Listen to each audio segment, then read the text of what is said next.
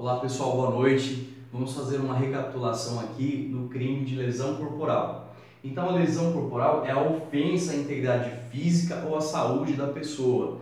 Então, por exemplo, o agente ele causa lesões físicas na pessoa, né? Ou causa, por exemplo, implicações à saúde da pessoa. E aqui independe se a pessoa é doente ou se é saudável, né?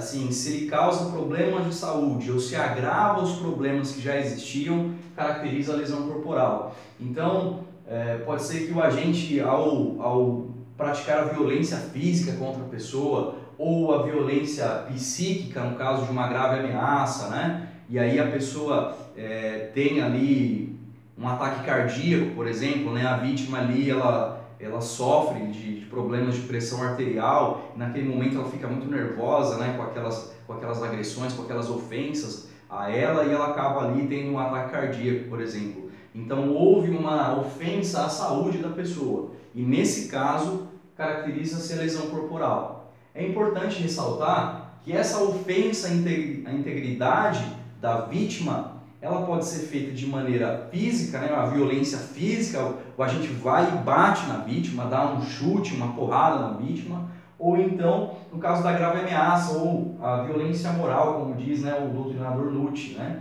Que a pessoa profere ali graves ameaças e a vítima acaba ali tendo problemas de saúde em decorrência dessa violência, né? É importante também que eu trouxe para vocês, a título de curiosidade, o modo de execução indireta, né? Que o agente ele vai ofender, ele vai, por exemplo, desferir aí um golpe na pessoa e a vítima sai correndo, acaba tropeçando e caindo, ou cai ali num buraco e se machuca, né? Então, essa seria também uma maneira de ofensa à integridade física da pessoa, só que de maneira indireta, né? Execução indireta. Uma coisa bastante importante aqui para a gente dar continuidade é a questão do eritema. Eritema é quando fica, por exemplo, um vermelhidão na pele da pessoa e logo passa, né? Então dá um tapa na vítima e fica vermelho, mas aí dentro de poucos momentos aquele vermelhidão some. Isso não é lesão corporal. A lesão corporal é um crime material, ela precisa ter um resultado material, né? Um dano concreto. Então precisa haver marcas na pessoa, por exemplo, né? Ofensa à integridade de uma forma concreta. Então eritema não é lesão corporal. Pode ser aí, dependendo do caso concreto, uma contravenção de vias de fato, certo? Nós temos a lesão leve, que é a lesão do caput. Duas considerações importantes. A primeira, que a lesão leve é a ação penal pública condicionada à representação da vítima. A vítima precisa representar para que desse andamento aí a persecução penal, certo? O inquérito policial, o processo criminal. Ela precisa representar, certo? Porque é condicionada à representação dela. Outra coisa importante da lesão leve é que se ela for cometida no âmbito familiar ali, né, no caso de violência doméstica, ela é uma causa de aumento de pena. Aumenta-se de 1/3 a pena, mesmo sendo lesão leve, se ela for cometida aqui no âmbito familiar, né, no caso de violência doméstica. Nós temos aqui a lesão grave do parágrafo 1º, que é a incapacidade, né, laborativa por mais de 30 dias. Né? Então a vítima não consegue desenvolver as suas atividades ali normais de trabalho por mais de 30 dias. O que é muito importante vocês gravarem é a questão de que essa gradação das lesões ela precisa ser constatada por um laudo médico, certo? Por força aí do artigo 158 do Código do Processo Penal. Então, mesmo que seja algo aparente, que seja algo ali previsível, é preciso um laudo médico. Então, vamos imaginar hipoteticamente que a vítima lá quebrou os 2 braços e as 2 pernas. Você olha para a vítima e você fala, meu, não tem jeito dessa pessoa se recuperar em menos de 30 dias. Isso não importa. Mesmo que as lesões sejam aparentes, é preciso um laudo médico para constatar a gravidade das lesões, certo? Aí nós temos aqui a questão, por exemplo, da aceleração de parto, né? Então, se a mulher está grávida em decorrência das lesões, a aceleração de parto é lesão grave. Se houver o aborto né, o abortamento aí da criança, é lesão gravíssima, certo? Então, o que é importante ressaltar no caso do aborto, aqui na lesão gravíssima, é que o aborto ele precisa ser a título de culpa. Então, o agente ele queria lesionar a grávida, mas ele não queria causar o aborto, ele não tinha dolo no aborto. Se ele, por acaso, tiver dolo no aborto, aí ele vai responder por lesão corporal e por aborto, concurso de crimes, certo? Então, o aborto aqui no caso da lesão gravíssima precisa vir a título de culpa, beleza? Outra coisa importante aqui, entre a lesão grave e gravíssima, é que a lesão grave traz o termo debilidade permanente de membro, sentido ou função. E a lesão gravíssima traz perda de membro, sentido ou função. Eu vou tentar dar um exemplo aqui para clarear, para vocês fazerem essa diferença, né? Então, imagine que a vítima, ela, em decorrência das lesões que ela sofreu, ela fique aí manca de uma perna, né? Ela ande mancando e temporariamente aí a medicina não consegue reverter essa sequela, né? Então, a menos que a medicina avance, aí ela vai continuar mancando, certo? Isso é um exemplo de lesão grave, porque há uma debilidade permanente do seu membro, né? Ele tem uma debilidade na perna que ele vai ali, uma debilidade permanente, duradoura. No caso aqui da lesão gravíssima seria o fato de decepar a perna, ele perder uma perna. Então é a perda aí do membro, certo? Ele perde a perna. Uma coisa que é importante é que, mesmo que a medicina avance e seja possível, né, o tratamento, seja possível a reversão dessas lesões, isso não afasta a questão da imputação aqui da lesão grave ou gravíssima, certo? Independe da questão da medicina, porque a vítima não é obrigada a se tratar, né? Então, se depois aí a vítima ela consegue restabelecer a sua saúde, muito bom para ela, mas para o agente, né, para o agressor não vai mudar nada, certo? Uma coisa que é bastante interessante aqui nesse caso é o caso do órgão duplo, certo? Então, por exemplo, nós, em geral, né, em regra, nós temos dois braços. Os braços são membros, certo? Então, se por acaso a pessoa perde um braço, lesão gravíssima. Agora, no caso do órgão duplo, os olhos, por exemplo, são órgãos. Se a vítima fica cega de um olho, é lesão grave. Se ela fica cega dos dois olhos, é lesão gravíssima.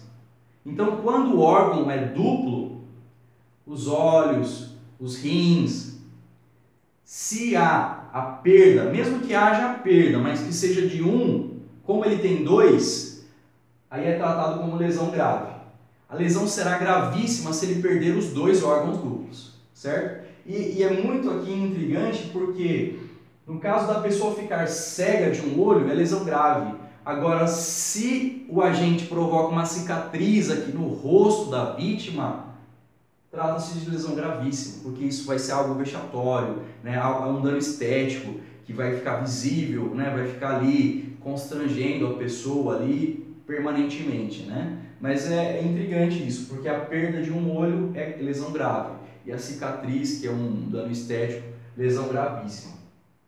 Nós temos a questão também do préter-dolo, aqui, né, que é a lesão corporal seguida de morte. É bem importante vocês procurarem colocar na prova, se porventura houver essa questão, e aí ser uma questão dissertativa, colocar a definição técnica de crime préter-doloso. Mesmo que a gente fale de maneira mais vulgar para conseguir entender melhor, na prova, às vezes no trabalho, é muito importante usar a nomenclatura técnica. Eu vou passar para vocês aqui e depois vou explicar de uma maneira mais simples, né? Então, o crime préter-doloso é o crime que tem o dolo na conduta antecedente e a culpa no resultado subsequente. Vou repetir. Dolo na conduta antecedente e culpa no resultado subsequente. Então, o agente ele tem dolo na primeira conduta. Ele quer lesionar. Ele quer ofender a integridade física da pessoa. Então ele vai e dá uma porrada na vítima. Só que a vítima cai, baixa a cabeça no chão e morre. A morte da vítima veio a título de culpa. Ele não queria matar a vítima, ele queria bater na vítima, mas não queria matar. Então ele tinha um dolo na primeira conduta, bater. E no caso da morte veio a título de culpa. Então a lesão corporal seguida de morte. Aqui o crime pré-ter-doloso, certo? Nós temos também aqui a questão da autolesão. Não se pune a autolesão pelo princípio da alteridade. Então se a pessoa vai aí e corta o seu próprio dedo, não há punição. Agora, se a pessoa corta o seu próprio dedo ou causa lesão em si mesma para fraudar algum seguro, aí ela vai responder. No caso aqui é o artigo 171, no inciso 5º, certo? Então a pessoa ela pratica lesão em si mesma para fraudar a companhia de seguro para ela receber a indenização. Nesse caso, a autolesão será punida porque isso é estelionato, né? O estelionato equiparado. Depois, mais para frente, a gente vai fazer uma recapitulação do estelionato e a gente vai voltar nesse ponto aqui, certo? A questão também da lesão por omissão. Em regra, a lesão corporal ela é comissiva, é um ato positivo, é um fazer. O agente vai e faz alguma coisa, ou bate na vítima, ou ofende gravemente, ameaça gravemente a vítima e com isso tem um resultado ofensa à integridade física ou à saúde. No caso da omissão, é o não fazer. O agente não fez o que deveria fazer. E o exemplo mais clássico é da mãe, que muitas vezes deixa o filho lá recém-nascido na cama, sem proteção nas laterais, né? Torcendo para que o bebê role, caia da cama, né? E cause, né, lesões corporais, né? Tenha lesões corporais ali causadas em decorrência dessa queda. Então, esse é um exemplo aqui da lesão por omissão. Cabe somente na figura do garantidor, que é o exemplo da mãe, né, do pai, o exemplo mais clássico aí. É muito importante que, mesmo ela tendo a função de garantir a integridade física do filho, é preciso que ela tenha o dolo, que ela queira causar as lesões no filho, certo? Porque se ela não tiver dolo, mesmo que ela tenha deixado o filho naquela situação ali que pode representar um risco, mas ela não tinha esse dolo de causar as lesões, ela não vai responder pela lesão, porque aí senão seria a responsabilidade objetiva, o que é vedada pelo nosso código, beleza? Temos a questão também do abuso de autoridade. Se o agente que causa lesão na vítima, ele for um servidor público, ele for uma autoridade policial, por exemplo, ele vai responder pela lesão corporal e por abuso de autoridade, certo? Nós temos também a questão aqui da violência doméstica, né? Violência lá em âmbito familiar, que é no parágrafo 9º. Nesse caso, aplica-se a Lei Maria da Penha se a vítima for mulher. Então, se a violência ela foi no âmbito familiar e a vítima é mulher, aplica-se a Lei Maria da Penha pelo princípio da especialidade, certo? Caso a vítima seja homem, aplica somente as disposições aí do parágrafo 9º. Uma coisa também que é importante no parágrafo 12 é a questão de que quando o agente causa lesões aí em servidores públicos, né, em autoridades policiais, em seus parentes, né, ele causa lesões na autoridade policial, no servidor público, né, o integrante aí das Forças Armadas, ou em razão do cargo dele. Então ele vai e bate na mãe do policial militar porque ela é mãe do PM. Então nesse caso tem um aumento de pena também, no caso aí, parágrafo 12, certo? Então, pessoal, eu acredito aqui que a gente deu uma recapitulada legal com relação à lesão corporal. É importante lembrar também a questão aí das lesões que são aceitas socialmente, né? No caso de uma luta de boxe, por exemplo, um oponente fatalmente vai produzir lesões corporais no seu oponente, né? Um produz lesão corporal no outro, mas eles não são punidos, porque isso é uma causa de exclusão de antijuridicidade, né? Por exercício irregular de um direito. É algo aceito socialmente, né? Tem um princípio da adequação social. Então, nos jogos de futebol, por exemplo, né? nas lutas de boxe, como eu mencionei. Então essas lesões causadas, elas são típicas, mas não são antijurídicas, né? Então são causas aí de exclusão de ilicitude. Tem também o caso do consentimento do ofendido, que é o exemplo da tatuagem, né? A pessoa vai e faz uma tatuagem.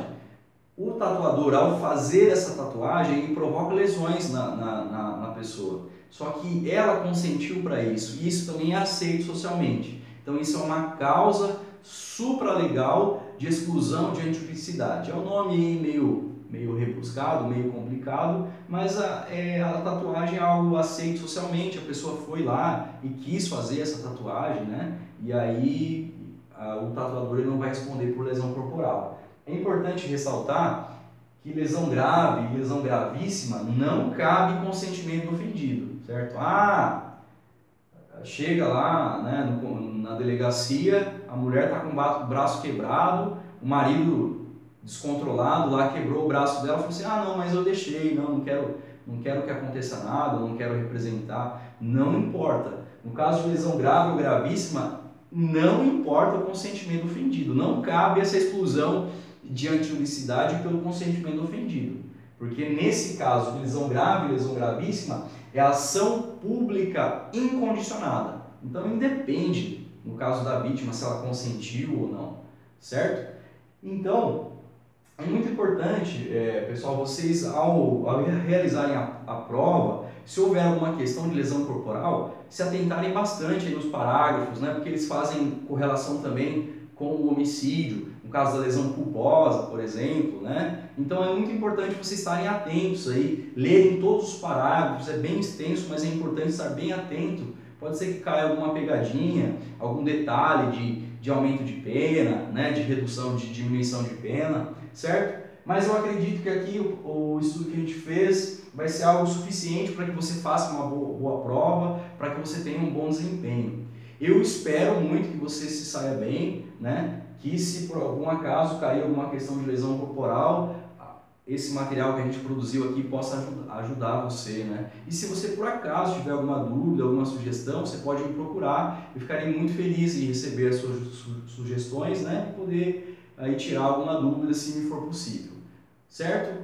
Então mais para frente a gente vai fazer mais revisões. Por hora, essa questão da lesão corporal. Eu espero que vocês tenham gostado, espero que tenha sido útil para vocês. Boa noite e até mais.